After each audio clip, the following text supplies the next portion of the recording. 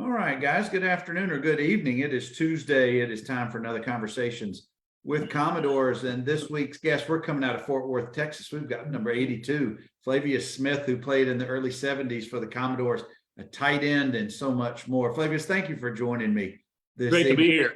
Good to meet you and good to see you tonight. Good to see you.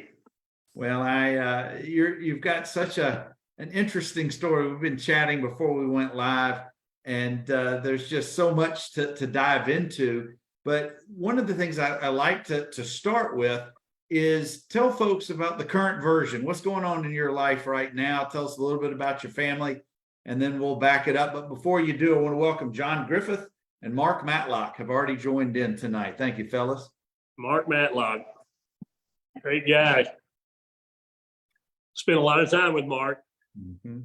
Oh, I suspect he'll have a story or two to share. But what keeps you busy these days, Flavious? Well, I retired from not of my own volition, by the way. They sold the company. It was a public company. They sold the company, and so I retired. I was the chief oil and gas officer for a public company, public oil and gas company, listed on the New York Stock Exchange. And so when I retired, they were really sweet to me and gave me a big going away prize, and so that was good. And so I've had my own little oil and gas business with my wife. And so we still have Tentex Properties, and it's a Tentex Oil and Gas, and it's we drill wells in Oklahoma, and we produce oil and gas. And so that's what I do day to day, besides playing with my dog and my grandchild. So anyway, a lot of people that know me know that I married my wife while I was at Vanderbilt. She was a theta at Vanderbilt, and she graduated in 1980, and we met. It was really I'll tell you an interesting story, two interesting stories about that.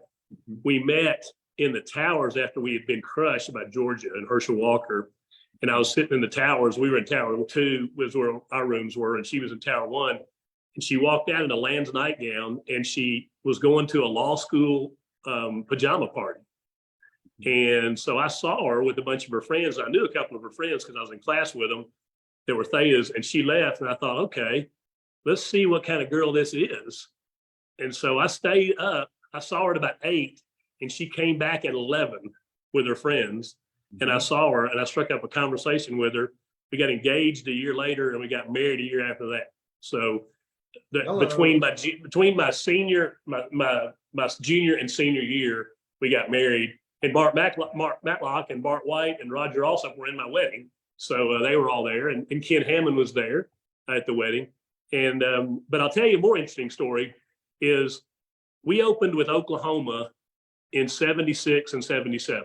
And in 76, they came to us, and they beat us like 24-3 or 24 to something. And I couldn't figure, I didn't pay attention to Oklahoma because I was from the SEC in the South. And so they had a running back named Kenny King, and they had a running back named Elvis Peacock, and they had a quarterback named Drew Blevins. And those guys, I remember them running down the field. They ran the wishbone. And I remember them faking off to Kenny King, pitching it to Elvis Peacock. He leaps from the 5-yard line and lands 5 yards deep in the end zone. And I'm on the sidelines, and I watched that, and I went, who are these guys? I mean, they were so impressive as a team. And so we lost that game. And my first year in 76, I was on the kick return team, and I was third team, second team tight end. We only had 3. Hal Kemp was the starter, and Greg Evelyn played, and I played. And so I lettered that year. And then the next year, we go to Oklahoma, and I go out there at Oklahoma in 77, and we are winning the game late in the game, 23-22, and or 20, no, maybe better than that, 23-17 or something. And we kick a field goal late in the game, and they block it. And little guy named Jimmy Jimerson runs it in for a touchdown. They beat us 25-23 or something like that. And they were ranked in the top 5 both years, and they got off the skin of the teeth. So the story I wanted to tell you about that is, which relates back to my family, is I get off the bus in Norman, and there's a guy standing there with with alligator boots on and a silver belly cowboy hat. He's looking at us as we get off the bus. He said, "How you boys doing?" He said, "How you boys doing?" And, like that. And I said hi to him. And so we talked for a minute. He asked where I was from. I said Cookeville. So that happens. And I never see the guy again until later. I meet my wife and we get engaged, and I meet her parents, and her dad is the guy. He went to OU, and he's the guy I met getting off the bus. His name was Bill Arrington. Melly's name is Mel Arrington, and he was a rancher and an oil gas guy from the Panhandle of Texas. And I met him 2 years before I met Melanie. And I remember him because he was real. He was the kind of guy you don't forget when you talk to him. Yeah. It was the wildest thing ever. And so we meet. So we meet for dinner. When I first meet him, she brings him to Vanderbilt. And they take me out to dinner. And I look at him, and he looks at me, and he said, "You're that guy." And I went, "You're that guy." It was the wildest deal ever. So anyway, funny story, but he went to Oklahoma. Yeah. His brother played football there. He ran track there. So it was just a wild deal. So anyway, that's my story about the Oklahoma Sooners. Oh, very cool. Did you ever ask him why he was there waiting on you guys to get off the bus? He was a huge fan of OU, and he wanted to see who Vanderbilt was. He wanted to see what we were like, who we were, how big we were. Because the year before, yeah, they beat us, but it was 23-3 or something, 24-3, and we gave them a good game. And so he was like, "Okay, you're coming out here to play us first game of the season. Let's see what you got." And I guess so anyway, his daughter was already an undergraduate there. Absolutely. I just didn't know her. It was the wildest deal. Because she and I were both freshmen there. I just didn't know her until my sophomore year after my redshirt year. So anyway, going back to family, I have two sons. My oldest son and my youngest son both went to MBA in Nashville, Montgomeryville Academy. And my oldest son played with Clark Lee and Barton Simmons at Montgomeryville Academy. So I know Clark. I knew him back then. And I hadn't known him. I lost touch with him when he left and went to Vanderbilt, and I moved away. But my son stayed in touch with him. And by the way, I've been calling Barton Simmons to ask where my NIL money is for all those pictures they used of me back in the day, but doesn't seem like nobody returns my call. I mean, seriously, what's up with that? But they were your son and Coach Lee and Barton, they were on some special teams back in the day. Yeah, they were. Halsey, they won some state championships, and then Halsey played. He was younger than Clark by a couple of years. And Ingle Martin was the quarterback there, and he played. They lost 2 games in 4 years and won 4 state championships while Halsey was there. Played Dennis Harrison's son with Brentwood Academy in the final game of his career, and they won. And NBA won, and Halsey was blocking Dennis Harrison's son on a long pass that cut him inside to keep him in. And that reminded me of playing with all these guys I played with at Vanderbilt, because when I got to Vanderbilt, I went to the Peach Bowl and watched a 6-6 tie between Texas Tech. And then I saw Steve Sloan abandon us and go to Texas Tech. And then he brought Fred Pancoast in. But in that game, I think it was a tie because I think Dennis Harrison blocked a field goal late in the game to tie the game. And when I got to Vanderbilt, Dennis was a defensive end, a defensive tackle, and I was a tight end. So I spent all my freshman year trying to block Dennis Harrison, which I'd already done in high school, trying to block him at Riverdale. And he was almost impossible to block because he was so big and so strong and had such long arms, he'd keep you off of him.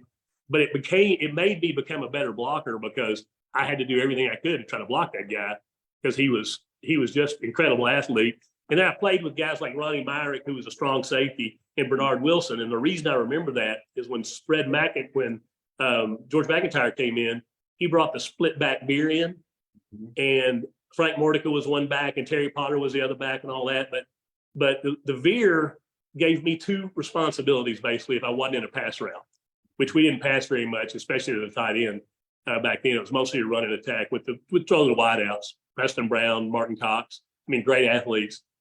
So anyway, my job was to block down with Ronald Hale next to me, big Ronald Hale out of Maplewood as a tackle. And I'd block down if the defensive tackle went away, I'd scrape and get the linebacker. So I'm blocking Kenny Weaver in practice and Dennis Harrison. And then if that's not the play where they're running off tackle and they're going to run outside, my job is to ooze out to the right, loop out to the right, and pick up whoever run support is, which was either Ronnie Myrick coming up full speed or Bernard Wilson coming up full speed. And their job was to take me out because I was going to block them and then the other guys could make the tackle. So we hit head to head with Ronnie Meyer, and he's a big guy and great athlete. And Bernard Wilson was a great athlete. And we hit head to head in practice all day long. I mean, it was, I wish we'd had helmets back then like they had today with the outside cushion, because Bernard and I knocked each other out one day. We hit so hard. You're practicing against all these Sunday guys. Man, that must have been just. So I get better too. So I become a redshirt. I'll go to Oklahoma. Mm-hmm. On the plane on the way back, Coach Pancoast walks by and he stops and he looks at me and he says, we're going to redshirt you. And I said, okay, because that really surprised me. Mm-hmm. And then he called me into his office. That was just like a heads up. And he called me in his office next week and he said, look, we've got some younger guys that come in this year. We're going to recruit. You are only 215 pounds. You're 6'4", 6'3", 6'4". We need you to bulk up and get a little bigger and, develop a little bit, and you're going to be a good player here. And I was like, okay. So I was redshirted the rest of the year. And so when I was a redshirt, Tom Galbeers and Lonnie Sadler were graduate assistants, and they were the scout team coaches. All right. So I'm blocking. So I'm running the other team's plays on our first team defense all the time. So 2 stories. I'm running the play. It's going to be off tackle. I'm supposed to scrape down and block the defensive tackle. He goes away. I scrape and get the linebacker. The middle linebacker is Kimmy Weaver. We run the play. I come down. The defensive tackle's gone. I trip over the defensive tackle's leg. I see Kimmy Weaver coming. I dive as best I can to try to stop him, and I hit him almost knee high. Oh boy! And he comes up swinging, which he should have, because I hit our starting middle linebacker at his knees. Right. And not on purpose. It's just I was falling. He came up swinging. Coach Pancoast was up in the tower. Mm-hmm. He comes down. He was a drill sergeant. He let us fight till we just wore ourselves out. Mm-hmm. And then he said, and he basically called off practice after that. We were all worn out and it was over. And it was all late in the practice anyway. It was scout team against ~1 defense. So anyway, we go inside. Coach Pancoast walks by. I'm standing at the water cooler doing something. He says, don't let those upperclassmen screw with you. And he said, but don't hurt my starting middle linebacker. And I was like, oh man, I've done something pretty bad. So anyway, Kimmy and I got to be really, really good friends after that, mostly because he knew I wouldn't take it. And I respected him because of who he was. And he was such an outstanding, people don't realize how good he was. He was outstanding. And then we had 2 other middle linebackers that I played with, Randy Citizen and Ed Smith. And those guys were incredible athletes too. Ed Smith, matter of fact, Ed Smith, I think, got National Player of the Week at the Oklahoma game out there. Wow. He led the league. I think he led the nation or something in tackles. It was incredible. Tackles all over the field. So I played with some great guys. Preston Brown. He was a great receiver, and I was a good receiver. For a tight end, and I caught a lot of balls. I mean, Whit Taylor would throw a lot to me. Van would throw a lot to me, and Whit liked to throw the tight end a little bit more. But anyway, Preston would either catch a ball and he'd say, well, man, you got to do this. He'd coach me all the time. And I caught a ball over the middle in practice and I didn't roll. I just skidded on the ground after I caught it. He said, man, you got to learn to roll. He was great. I love that guy. Oh, and John Pointer, who I played the All-Star game with in high school. John was a linebacker for us. I mean, we had some people just don't realize in the 1970s and late 70s, early 80s, what great athletes we had. I mean, we didn't win a lot of games, but we were playing Herschel Walker. We were playing Alabama. They had Major Ogilvy. They had Johnny Davis. I mean, they were ranked in the top 10, #1 one year. I mean, we were playing great teams. We played against Brooks. I think it was Brooks. Played Charles Alexander at LSU, one of the greatest running backs at LSU ever. So we had some great competition, and I had some great stories. Roger also was my best man at my wedding. We're down at LSU. Here's a story people won't know about. So at LSU, it used to be called the Tiger's Den, not Death Valley. And when we were at the Tiger's Den, they had a Bengal tiger, and he was in the cage right outside of our locker room where we came out. And his cage was wired to the loudspeakers in the stadium. And when we came out, he'd roar, they'd poke him, and he'd roar, and you'd look and you go, holy crap, that's a Bengal tiger. And we go out on the field, and from the time we hit the field in warm-ups till kickoff, it was tiger bait, tiger bait, tiger bait. And it got louder and louder and louder until kickoff.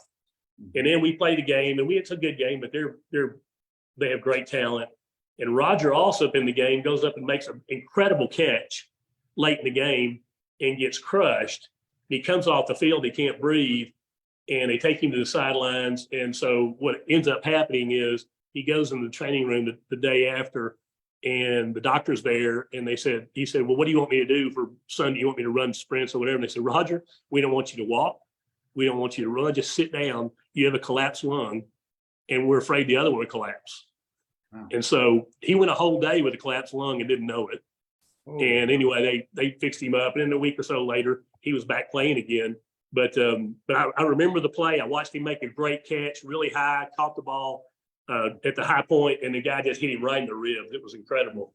But anyway, after the game, I'm going out, I'm dressed, and I'm leaving, and there's this 4-year-old kid there, and he's like looking at us go by, and I said, hey, how are you? And he goes, tiger bait. And I was like, oh man, we got to get out of here. At 4, they're already doing it. They teach them young. Guys, I've got Flavious Smith with us tonight. He played in the late 70s for Pancoast and MacIntyre. We've got, let's see, OJ Fleming, Gary Kimball. Matlock says, be nice with the stories, number 82. But nothing but love here. Flavious, coming out of Cookeville, obviously the hometown of my coach and a future, obviously a well-known quarterback, Watson Brown, who later coached 2 different times at Vanderbilt. He was my head coach. He was offensive coordinator in the early 80s. Did you know of Coach Brown coming out of Cookeville or his brothers back in the day? Yeah, Mac. I knew all 3 of them. Their dad and my dad were really, really close friends. You know, my dad was an all OBC football player and basketball player at Tennessee Tech. He knew the Browns, Coach Brown. He knew Jelly Watson, who Watson was named after. They were all friends. And so Mac was big star, big quarterback. Watson was a big quarterback. Mac was a running back. I knew them both. They were family friends. I didn't ever play with them. They were just old enough. They left when I was a sophomore. So when I was in 11th, I started 10th, 11th, and 12th as tight end at Cookeville, and they had just left when I got there. So I never got to play with them. I got to watch them when I was a kid. I watched them play and loved it. They were great guys, and they have been so successul. And Mac, I watch him a lot because I watched him at Texas because I was out here when they won the national championship, and so I went to a bunch of games when he was down there because Texas is my second school, I guess, besides Vanderbilt, because I'm here and I like it, and I like Texas. I'm glad they're going to be in the SEC too. I think it's going to be great for the league and great for them. I think it's going to be an interesting transition next year. Let's stay in Cookeville for a few minutes. Growing up, did you play multiple sports, or was football your number one? Or no, I played a little bit about. I played basketball. I played basketball. I think I was all mid-state in basketball. I was the smallest center in the league. I was 6'3", and everybody else was 6'6", but I was big enough to push people around. And I ran track and threw the shot put, the second in the state in the shot put my senior year, and ran the high hurdles, the 110 highs, the 400 lows, and then every now and then they'd let me run a sprint, a 220 sprint, 200-meter sprint just for fun, because I was pretty fast, but I was pretty light. I was only 205, 210 in high school, and long-legged, and that's why I could do the hurdles. And then I played football, and so I couldn't play basketball in college. I was too small, and Vanderbilt or nobody else had a track team really. Tech did, but I wasn't going to go to Tennessee Tech. After Title IX, a lot of the schools lost their track teams and their other men's sports, which was still great because I wrote my master's thesis on Title IX actually, and did a survey, and the survey came back, and a lot of the schools, small schools, said it's going to destroy our men's programs because we can't have 45 scholarships. We don't have any room for that with football. And the argument back then was exempt football and then have it equal everywhere else. And it just wasn't going to fly because 45 women were going to get a scholarship, and that was fair because they should. And so, but that was the thesis. Thesis was it was going to change men's athletics, and it did. A lot of schools lost their football teams, lost their baseball teams, lost a lot of teams, but it was a good thing. I mean, overall, I think title, just like I think NIL, I think it's the best thing that's ever happened. I mean, these guys, and the portal for that matter. I mean, these guys, before I got there, like a year before I got there at Vanderbilt, it was 4-year scholarships. And so you signed for 4 years, and they made a commitment to you, and you made a commitment to them. Well, after that, you had to earn your scholarship every year, and everybody was that was always in the back of your mind, were you going to make the team? Or were they going to take your scholarship away? And I saw that a few times, not very often at Vanderbilt, but other places. Well, now it's a parity. If they want to take your scholarship away, but you think you can go somewhere else and play, go somewhere else and play. Yeah. And I'm all for that. And I think the name, image, and likeness thing, those guys back, they kicked SMU, they killed football at SMU for what they're allowing now. I mean, right. SMU was just a little ahead of the times, but it's interesting that you say that. I'm about 7-8 years. I came in fall of '86. I'm 10 years younger. Ours was a series of 1-year scholarships. You signed. That's what mine was. Gotcha. But my generation, your generation, and the older guys do not necessarily uniformly feel the same way you and I do about NIL or transfer portal, because it's the old school mentality. And this is not a criticism, it's just an observation. Right. It's the younger generations are all for the money and the movement, is the way I call it. But it's refreshing to hear that you and me, and there's others who have no problem with basically what is free agency on the college level. I think it's long overdue. I think, too. like you said, I think they should. Oh, we got a good one in the house. We got Ed Parrish. It's just Eddie Parrish. Thank you, Ed. Ed's been on the show, and I'm glad that he's with us this evening. Eddie's a great guy. Let's talk about recruitment. Did you know that football was going to be your sport in college? How did you end up at Vanderbilt? Were other schools in consideration? Yeah, Notre Dame. I knew I was going to play. I didn't know where. The two schools that recruited me the most were Notre Dame and Vanderbilt. And Frank, oh God, I'm losing my train of thought here. He was an All-American linebacker at Tennessee. He was at Vanderbilt. He recruited me to be a linebacker because I played defensive end and outside linebacker in high school, and I was the right size and had the right speed. And he wanted me to be a linebacker, and so he recruited me to be there to be a linebacker. Notre Dame was recruiting me purely to be a tight end. They needed a tight end. Dave Casper had just left. So the day after I signed on signing day with Vanderbilt, Dan Devine called me on the phone and said, "We didn't get the tight end we wanted, and we want you. Are you still available?" And I said, "I signed with Vanderbilt yesterday." And he said, "Well, I understand." And back then, if you signed with somebody, there wasn't a whole lot of, yeah, you can change your mind, So I probably could have, but I had to see that a year. I think, even though it was in a different conference. But I knew I was going to play football. I didn't know where. I got a few letters from Alabama. I got a few letters from Tennessee. I actually went on a recruiting trip. Bill Battle was the coach at Tennessee, and I went on a recruiting trip there. And frankly, I didn't like Bill Battle. He was arrogant and kind of condescending, and said, "You'll be lucky to play here if you come here, because we have such great athletes." And that was his way of saying, if we're recruiting you, it's because we think you're a good athlete. Well, I didn't go there, and they got Reggie Harper, and Reggie Harper was their tight end while I was a tight end at Vanderbilt. But I didn't. From that point forward, I'd gone to Tennessee games all growing up. My uncle played at Tennessee.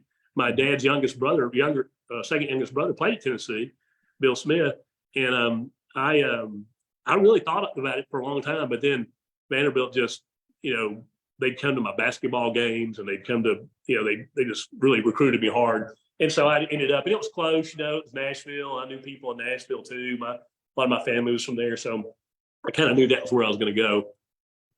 Frank Emanuel, maybe the Frank name I'm Emanuel thinking was of. the coach, and he was, yeah, he Thank, was, thank you, Mark and Ed. Mhm. yeah, he was my coaches. When I got there, I had a different coach at tight end every year I was there. Oh, My first coach was Gene Wyndham, right. who was a fantastic winner in Murfreesboro Central, won state championship. And actually, some of the players that I played against Oklahoma were players on his team at Murfreesboro Central. Wow. And so he was there, and he was my first coach, and he was kind of the guy, the position coach. And he was really the guy who kind of made me realize I could actually play in the league. You know, he kind of told me, he said, look, you're young, but you've got the talent, you can do this. Mm-hmm. And he kind of made me feel more like he and Tom Ballman and T-Bird and Big Bird, two big linemen. I think Tom passed away not long ago. They really kind of took me as a young guy under their wing and treated me like a teammate instead of like an underclassman. And so it really affected me. And Coach Wyndham kind of was a part of that process of making me feel like I was a part of the team instead of just this underclassman.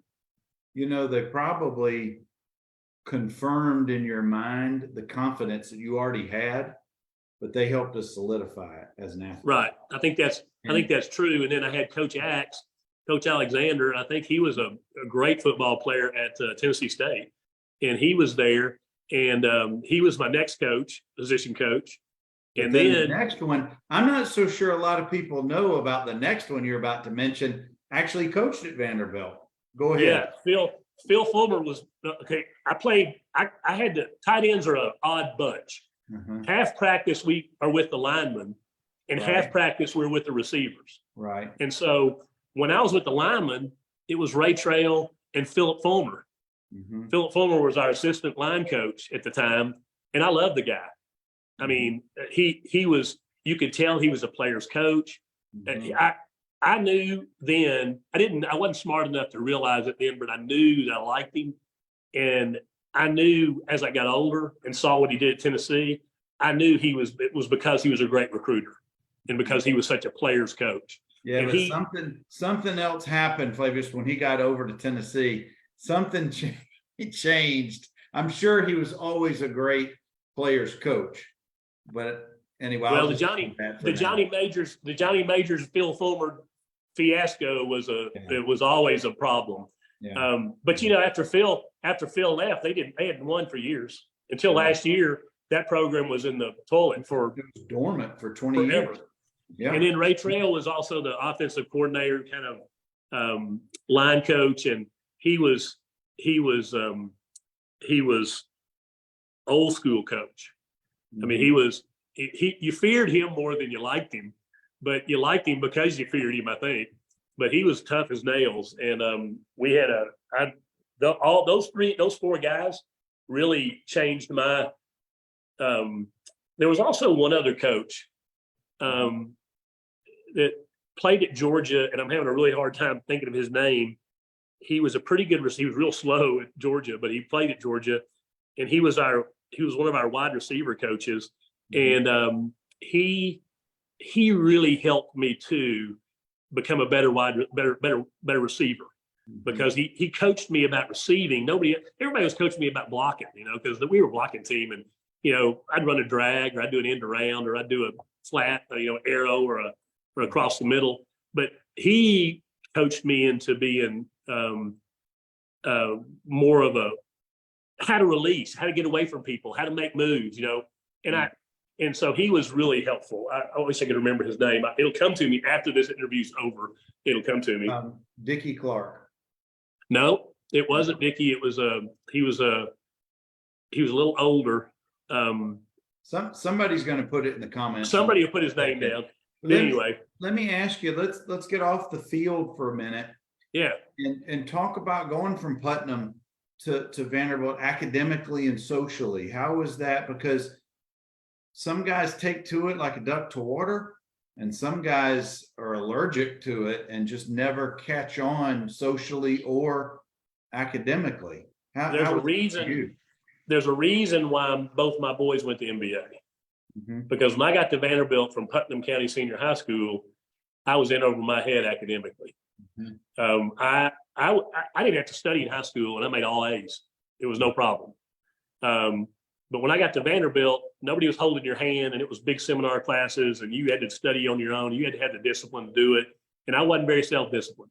Matter of fact, I was on academic probation after my first season because I didn't do very well. I kind of started to catch on, and I kind of started to catch up. And of course, Fred Pancoast called me in his office and said, "You're going back to Cook when you play at Tennessee Tech if you don't get your grades up." And so I kind of said, "Well, I better do that." And so I would certainly get my attention. yeah, it did. And so I kind of started to buckle down and start to work a little harder and have a little bit more self-discipline. But what I learned from that experience that I took with me was I saw Mike Ralston and Keith Phillips and all the guys that played at NBA that came to Vanderbilt and played, and school was easy for them. I mean, I can tell it was easy for them. They'd already had the self-discipline that NBA teaches you, that you go home with 2 or 3 hours of homework a night, and my boys did. But I knew when it was time for my boys to go to school, and I knew that at least my oldest for sure was going to play football, probably in college, and he did at SMU later, that they needed that self-discipline. And both my sons called me after the first half year they were in school and said, "Dad, college is easy." And I was like, "Really?" He said, "Oh yeah, Dad, this isn't anything like how hard NBA was." Mm-hmm. So I saw that with those players, saw how they were able to do it. Socially, it wasn't a problem. I was outgoing. The fraternities were all pretty open to football players coming to their parties anyway. I mean, it wasn't like they ran you off. And then I'll tell you this funny story about socially. So I meet Melanie, and she's a theta. Mm-hmm. And no thetas dating football players. I don't think they ever have. Mm-hmm. So I meet Melanie, and she starts asking me to these parties. And then all of a sudden, some of the other players start asking out some of the other thetas and go and having dates. And I'm like, "Oh no, I've broken the dam. It's horrible. I mean, we're taking the thetas down. We're ruining their reputations." And but anyway, so I truly believe that was when it became okay for sorority girls to date football players, because not many guys that I knew were dating sorority girls. Phil Swindoll was. I mean, he had a girlfriend named Amanda, and that they dated all through college. And Steve Becking and Tammy, they got married, and he was there. And by the way, Steve just lost his son, and which is horrible. And so I want everybody to realize, Steve Becking and Tammy, who both went to Vanderbilt, who Steve played football with us. They lost I think your youngest son, he was 30 something. So everybody, prayers for those guys. Guys, I've got Flavious Smith, number 82, played in the late 70s for Coaches Pancoast and MacIntyre. And I want to talk a little bit about team chemistry. I want to talk about every head coach has his different coaching style, philosophies, culture, expectations. But by and large, most coaches allow the players, the captains, the leaders on the team to run the locker rooms. And if you've got good leaders, then you have a good locker room. If you don't have that leadership, then it just goes to hell in a handbasket. Kind of share a little bit of your experience about what the locker rooms were like back in the day. They were primitive compared to today, by the way. I mean, really primitive. Of course, everything was primitive. The pads were primitive. Everything was primitive. But the cultures were really different between. Were you I didn't mean to interrupt you, but were you at Parmer or were you at McGugin? We were at McGugin, and the chemistry was this. Coach Pancoast he was a drill sergeant at one time in his life, so he was a disciplinarian, and he expected you to do the things that you were supposed to do. And if you didn't, he told you weren't doing the things you were supposed to do.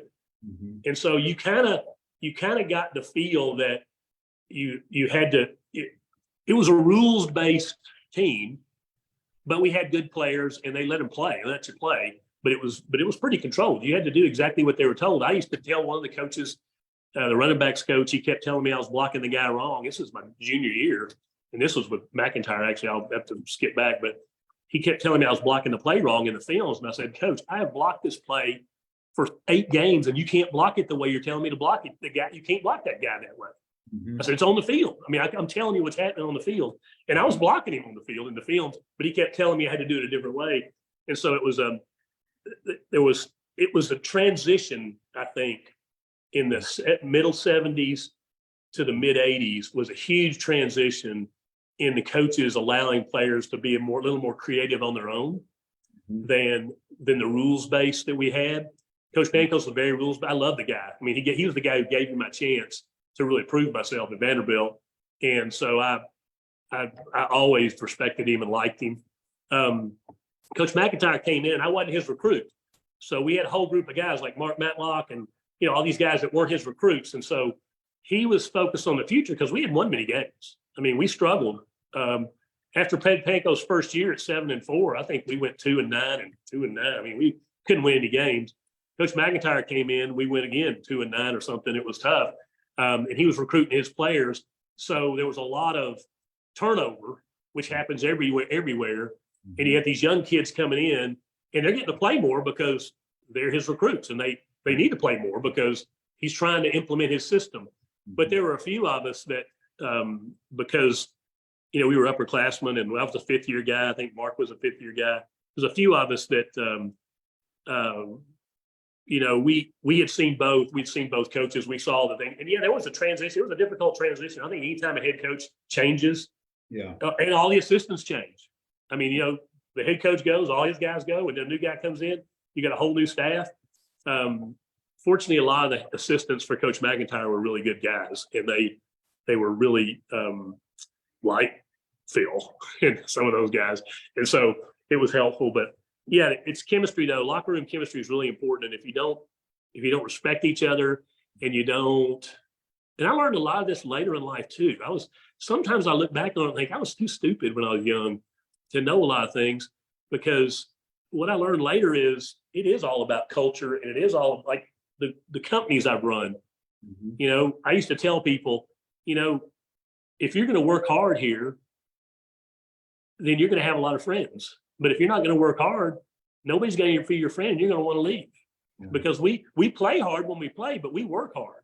Yeah. And the other thing I told them is, look, I'm hiring racehorses in this company, not plow horses, because I can kick a plow horse all day long and can't make it do anything. But a racehorse, all I got to do is make sure you're staying on the track. You can go wherever you want, just stay on the track. Well, I think coaches are like that today more.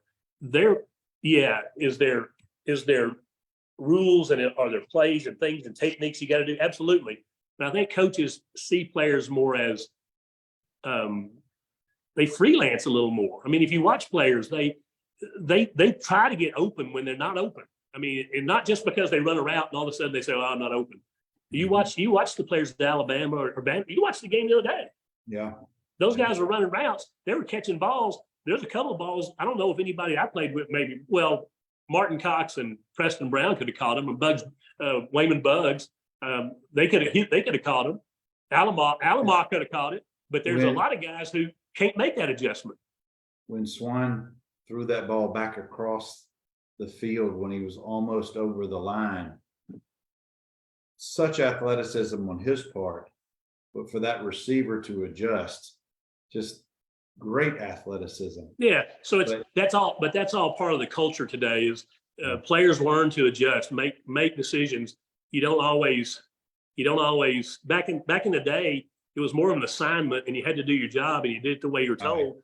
Right. Today it seems to me it's a little more freelance. It's probably not. It's probably built into the scheme, but because I'm sure that Nick Saban doesn't let them go out there and freelance. I mean, they know what they got to do. Right. It's just I think that they build it into the scheme that they teach. You can freelance as long as it's inside this. That's right. That's right. Right. All right, Flavious, we got to pivot a little bit. Very serious topic. I want to know what version of Bill Kelly you got in the late 70s, early 80s, and I'll compare it with the version we got in the late 80s. Bill, I would go into Bill and say, Bill, I need a pair of socks. And he'd say, I put socks in your deal. You don't need any socks. And if you don't got socks, it's your fault. And I go, Bill, I need these shoulder pads adjusted. He'd say, he'd point at some other guy and say, take care of Flavious. He's always complaining about something. And every time I'd go up there and ask him for something, he would tell me that I didn't really need it. And what are you bothering me for? And it was hilarious. But he always did. You know, if I said, Bill, I wore a special pair of shoulders. I had separated my shoulder in high school, my sophomore year. I wore a special pair of shoulder pads that had a when the side came down, it went into two little clips, and it wouldn't put the pressure on your shoulder. It'd put it on your chest. It'd lock it in. And I loved them because it made me a better blocker because I could use my whole body to hit. But Bill was really good about those things, like things that I really needed. Yeah. He made sure I had brand new ones if I needed them and all that. But as far as little things like, oh, I used to go say, Bill, I don't have a pair of gray shorts. He'd say, go on a jock, man, because I put them in your locker, in your bag. I'd love to tell you that we got the kinder, gentler version, but that would be a lie. But for a man who was working on a shoestring budget every year, he just made it work. But you're so right. Bill has this gruff exterior, but frankly, he was a teddy bear on the inside. And everybody loved him. Everybody loved him, but everybody loved to give him crap too, because he'd give it to us, we'd give it back to him. Yeah, and that's what made that relationship and hanging around the equipment cage, it was special. It was fun, and Bill was. And we had Milton Francis and the trainer, all the trainers. Man, I used to get my ankles taped every practice, both ankles, and I'd always go in there, and they'd always be complaining, "You're the last one in here. You're the last one in here. Get your ass in here earlier." I was always in trouble by the trainers too. Well, let's talk about let's shift to like your senior year. Are you starting to think about either post-college profession or Sundays in the NFL? What was going through your mind that last year, your last season, and then getting into the spring? And just kind of take us through that process. Okay, well, I got married. Told you earlier, I got married between my junior and senior year, my redshirt junior and senior year, and so I had met Melanie and I met her dad again, and he was in the oil and gas business. And I got fascinated with the oil and gas business. I mean, totally fascinated with it. And I knew that a history, social studies, phys ed degree wasn't going to get me in the oil business. That wasn't, I needed a business degree or something else. So I wanted to play professional football. My dad had played professional football for the Rams and the Steelers. I wanted to play. And so when I got drafted, I got free agent, I was really excited, and I was really excited about it. But I'd also been thinking about my career because I was married, and we were thinking about having kids. And so, we were old school, get married, have kids. That's what you did back then. Okay. So I applied to several law schools, Vanderbilt too, but I didn't get into Vanderbilt. I didn't really push that too hard either, though. But I got accepted after I went to rookie camp after I signed for a whole $45,000 a year. And like I said earlier, Robert Fraley I was his first player. He was the agent. I was the very first player that he was ever an agent for. And everybody knows about Robert and dying in the plane crash with Payne Stewart, his agent. And he'd been an agent for a lot of people. He did mine for free because I was the first guy, and he was a friend of the family kind of. And so he gave me a freebie. So I got a great contract. 45,000 wasn't much, but I bet Ken Hammond didn't get too much more than that either, going in the 5th or 6th round either. So, because that was kind of the number for later round picks, mid round, late round picks. And then, and a little signing bonus. So anyway, I go to rookie camp. I'm in Denver. Little starstruck, Randy Gradishar, the Orange Crush, Craig Morton's quarterback. I'm throwing with big boys now. And I got to tell you, from going to high school to college, the change in athleticism is incredible because the best players in high school are playing in college, all of them are. Yeah. So when I played the All-Star game in high school and John Pointer hit me, it's the hardest I'd ever been hit in my whole career. And so caught a pass across the middle. He crushed me. And anyway, so going to the Broncos, there wasn't many middle linebackers. Maybe EJ Jr. in Alabama could stay with me, but there weren't many linebackers that could stay with me if I was running a route down the middle. I could run by them. You know, I was 4'6", 4'8", and they had to backpedal, and they couldn't keep up with me. But I got to the Broncos, and they could backpedal faster than I could run forward. The defensive backs could, and some of the linebackers. And so I was like, whoa, these guys are really pretty good. And then I got accepted to law. I loved it. I mean, I had a great time. It was really interesting. And of course, when you're a rookie, they treat you like a rookie. So, you know, they're all saying rook and all that. So anyway, I came back home. I got accepted to law school that summer for the fall. I spent about a month thinking about it, and Melanie wondering what the hell we were going to do. You know, because I just signed for $45,000 a year. We were rich. I mean, truly, we thought we were rich in 1981, $45,000 a year. So I decided to go to law school, and I borrowed the money to go to law school, $5,000 a year, private school, Oklahoma City University. Cost me $15,000. Cost me $206.87 for 25 years to pay it off, but I did, and so I didn't go back in the fall. And I went to law school, and then I graduated from law school. And then I graduated from law school. The president of the company walks in my office and says, "Flavious, have you ever been to Denver?" And I said, "Yes, once." He said, "Well, we're going to send you up there to open a new office. We're going to pay you $45,000 a year." And I called my wife on the phone and said, "Sweetheart, we're rich again." 3 years later, so it was worth it. You didn't have to wake up every day with aches and pains from getting just the snot knocked out of you. Yeah, of course. Of course, then I go skiing. Of course, then I go skiing with my wife, and we're coming down the mountain, and I tear my right knee up, tear my medial collateral ligament on the ski slope. Looks like buried Volkswagens I was going over, and I crashed. So I ended up getting a knee surgery anyway. Pinky tried to operate on me my junior year. Ronald Hale ragdolled a guy and threw him when we were pass blocking, and he landed on my right leg and crumpled my right leg, and I tore my medial collateral then. Pinky wanted to operate, and I got a second opinion, and it made him furious. And my dad and Pinky were very close friends until that day when we got a second opinion. Wow. And then Pinky and then my dad said, "Well, if this doctor says you don't need it operated on, we don't." I didn't have it operated on. I got to play that fall. I heard it in spring.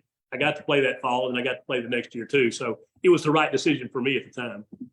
Yeah. Guys, I've got Flavious Smith out of Cookeville, now living in the Fort Worth area, played in the late 70s, early 80s. And Flavious, I want to take us back to campus. I always love to hear about the hangouts, the places where you guys would go, not just the fraternity or sorority houses or in towers, but were there any local, we'll call them establishments that were? Oh yeah, there was Amy's, there was lots of places, Exit In, Amy's, different places down there. I spent a lot of time with a guy named Isaac Manning, who didn't play football, Roger also, several of us. We sat in Branscombe because it was a girls' dorm there too. And that's where we ate, and we did lobby duty there, and we just watched all the girls go by. Lobby. I mean, you know, and we would see them. Funny you call it lobby duty. That's what we called it as well. That's awesome. It was great. It was great, and I did that until I met my wife. I mean, I was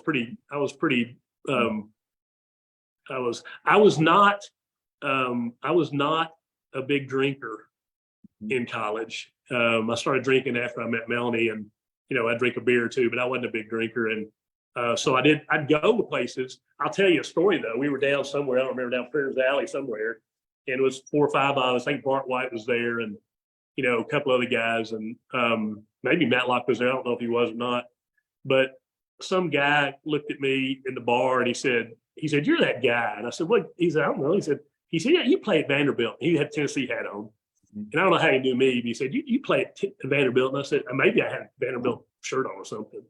And he said, yeah. And he started getting kind of rough and rowdy, and he was drunk, and I wasn't really drunk, but I felt pretty good because I had 3 or 4 guys with me and teammates, and he was just him and this other guy, and he was kind of slobbering drunk. And all of a sudden he kind of gets aggressive, and I turn around and all my guys are gone. They all went out the door. They saw what was going to happen, and they left. And I swung as hard as I could and hit him, And I ran out the door and they're all out there laughing. And I was like, it's like, what the hell? And so I can't remember where that was. I know that Bart was there. I don't remember Mark was there, but I never let those guys forget that. You're supposed to have my back, man. We'll see who answers in the comments, whether they if they were there. Flavious, you talked a little bit about after Vanderbilt, later in your career, about learning some lessons that you had, that football and organized team sport had taught you.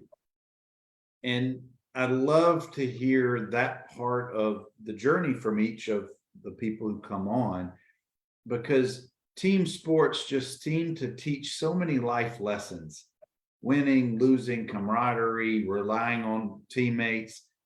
Is there one or two things that you talked, I think you said, about hiring folks? Yeah, culture. It's about culture. I'm gonna plagiarize a little bit here. Nick Saban sums up how I feel about it and what I learned at Vanderbilt and what I learned in business.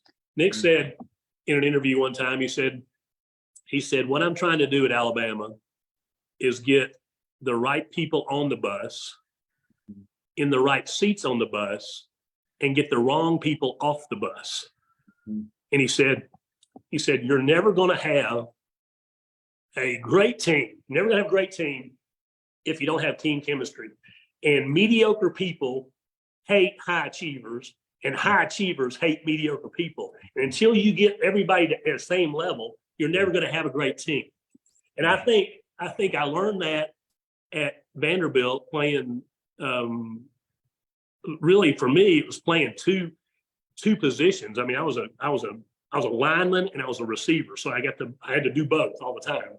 And I played around guys who were. I was not a great lineman and I was not a great receiver, but I was pretty good at both.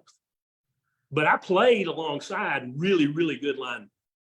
And I played alongside really, really good receivers and really, really good running backs and good quarterbacks. Van Heflin, Whit Taylor, Frank Mordecai, Terry Potter. I mean, some of these guys that people probably don't even think of today. But they're actually record setters.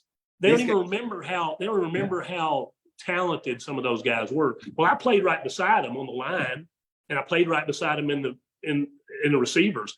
Great players. And so I always wanted to be that high achiever. I never wanted to be mediocre. And I think everybody that really comes out of any SEC school, but Vanderbilt, any of them, everybody wants to be a high achiever and nobody wants to be mediocre. And if you have any of those players, that chemistry will never be there. And it's the same in business. I learned that in business. Everybody's got to be a high achiever. You're going to have mediocre people because the mediocre people are going to pull you down, and you're not going to have the chemistry of high achieving success. So I did plagiarize him, but he says it better than anybody I've heard, and that's why I actually tell people that. Well, it certainly has worked for his program, and it is certainly an enviable one that many others try to pattern. But I think our Coach Lee, has created his own culture, his own path, his own chemistry that I think is quite unique, because our school and our program are quite unique. And I know you've known Coach Lee for years. What is it about the current program that you hear and see that you like for the future, or the current and the future of the program? He is, he's not much different than a Nick Saban in his overall philosophy. He wants high achievers. He wants players to succeed. He also wants player development. He wants players to reach their highest potential, but he also wants them to buy into his system and what he wants to do. And his system, his system's either going to work or it's not, like every other coach that's ever coached there. But since he played there, I think the NBA experience under Ricky Bowers, who was the coach there at the time, who really was a disciplinarian, but really coached players in a way that, although it was a little bit of fear, in a way that made them high achievers. Even when they weren't high achievers, they were high achievers because they all played together as a team. And as a team, you can be a high achiever with a few guys that aren't as good as the rest. I think he's creating that. I think he's creating that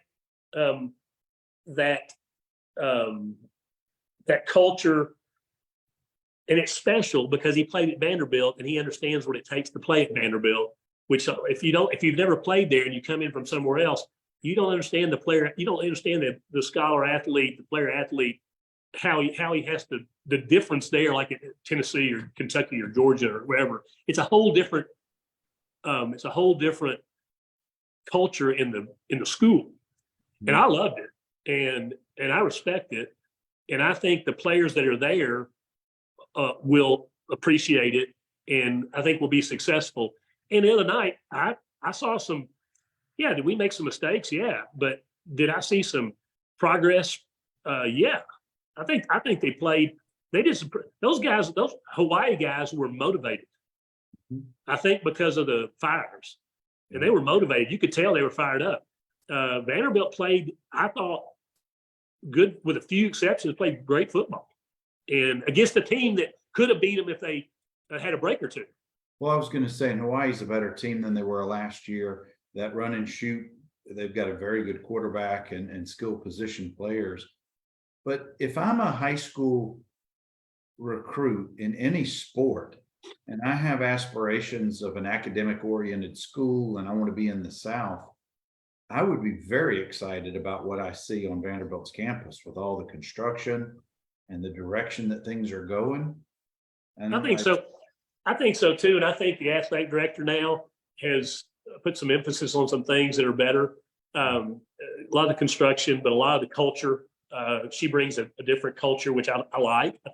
I think she's doing some things that make the university better. It doesn't hurt that we have great baseball. I'd love to see the basketball team get back to where they've been in the past. We have, we got great women's sports. Well, we bowling champions again. I mean, Yes. We got great women's sports. So yeah, if you grow up and you want to go somewhere and get a great education in a great town with great people, Vanderbilt's a great place. And you're not going to get a better education than anywhere, as far as I'm concerned. And this is an example. After I graduated, after I graduated, I got a job with a law firm in town, Fred Thompson's law firm. George, I think his name, George, was his partner.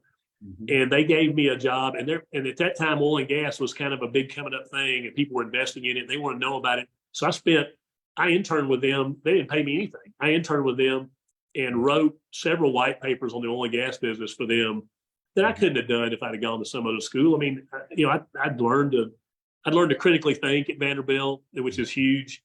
It's what they do. They help you be a critical thinker. And so I was able to do some things. And my point of that is, when you graduate, you've got people in the community all over the country that went to Vanderbilt. I didn't play with him. Ross Perot, Jr. was the funniest guy ever. He would do winter workouts with the football team. He was my age. He would come and do winter workouts with the football team just because he wanted to prove he was tough enough to do it. And we all respected him because, his daddy was a billionaire. He didn't really need to be doing that. Yes. But he came and did winter workouts with us. And I had so much respect for him. And after school, he would hire a lot of guys from Vanderbilt.